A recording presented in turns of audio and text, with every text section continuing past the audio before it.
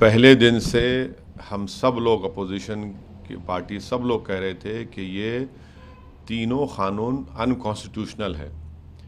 मोदी सरकार को कॉन्स्टिट्यूशन में कोई राइट ही नहीं था कि वो इस तरह कानून बनाए।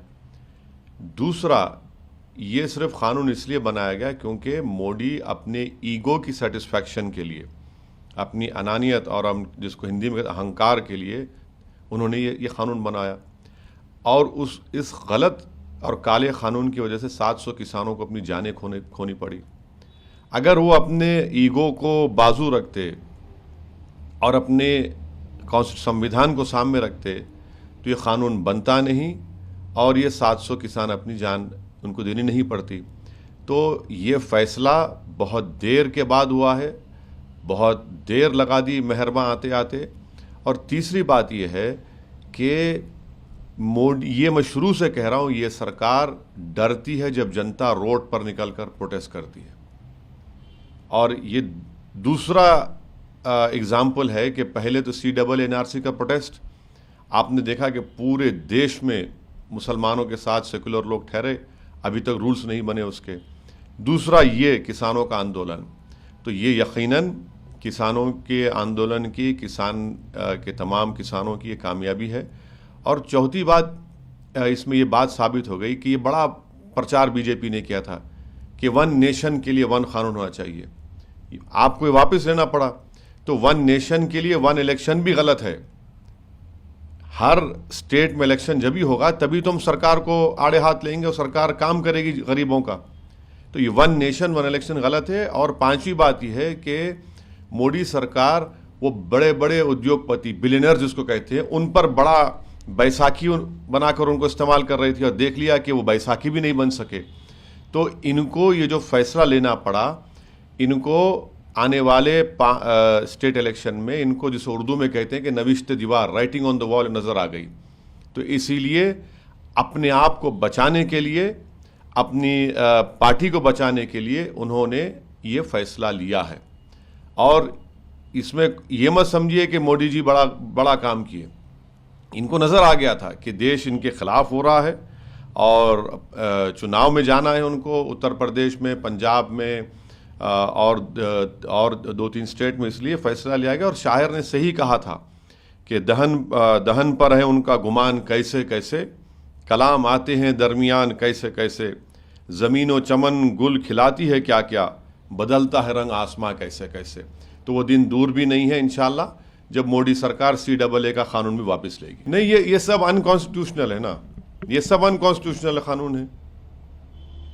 आपने अपने ब्रूट मेजॉरिटी के ऊपर अपने ईगो की सेटिस्फैक्शन के लिए, अपने अहंकार को सेटिस्फाई करने के लिए आपने इस तरह कानून बनाए। बिल्कुल गलत कानून है, इसका अनकॉन्स्टिट्यूशनल कानून है, चाहे फार्म लॉज हो। 1 साल प्रोटेस्ट चला। तो ये देखिए, मोदी सरकार सिर्फ प्रोटेस्ट करने वालों को हरास करती है, जेल में डालती है, UAPA लगाती है, मगर आज उनको जैसा हम बोलते हैं कि मट्ठी चाटना पड़ा, उनको अपना वापस लेना पड़ा। वो देख लिए कि ये सब उसमें उनका नुकसान हो रहा है। आपने देखा कश्मीर में कल क्या हुआ, क्या हुआ? आप तो इंसानों को ह्यूमन शील्ड के साथ इस्तेमाल करके वहां पर आप गोली मार दिए। क्या आप कह रहे हैं कि 370 हटाने के बाद कश्मीर स्टेबल हो गया? कहां स्टेबल हुआ? गृह मंत्री देश के श्रीनगर में हैं और पटाखे फुटते हैं, हजारों के साथ पटाखे फुटते हैं, और कल वहां पर ह्यूमन शील्ड के तौर पर इस्तेमाल किया गया और अब लाश भी नहीं देते। तो क्या हालात बदले कश्मीर में? कुछ हालात नहीं बदले।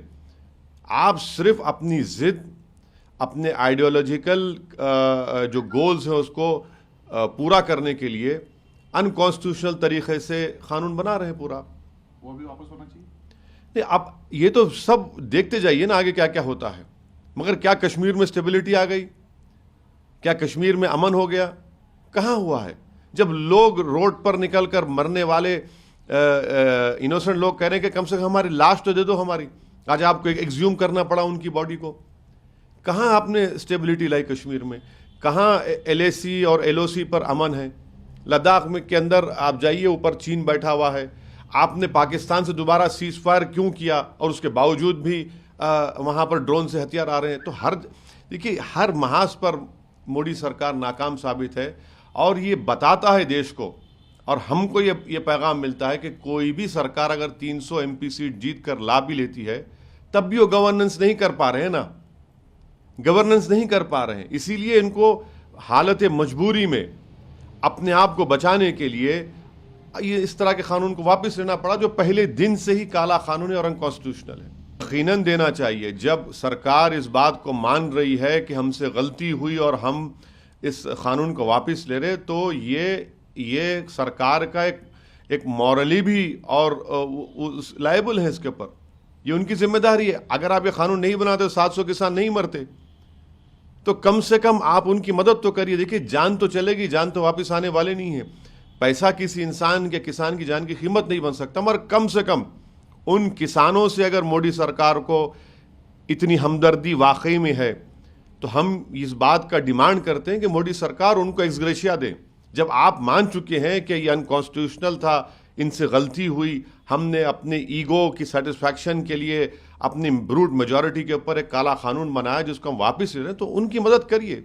उन 700 किसानों के ताल्लुक से भी आप थोड़ा अपने दिल में नरमी पैदा करिए, ज़रा नमी दिखाइए और उनकी मदद करिए। लखीमपुर खीरी में तो वो तो मंत्री बने बैठे हैं, उनका बेटा जेल में है जिसने उन किसानों को मारा।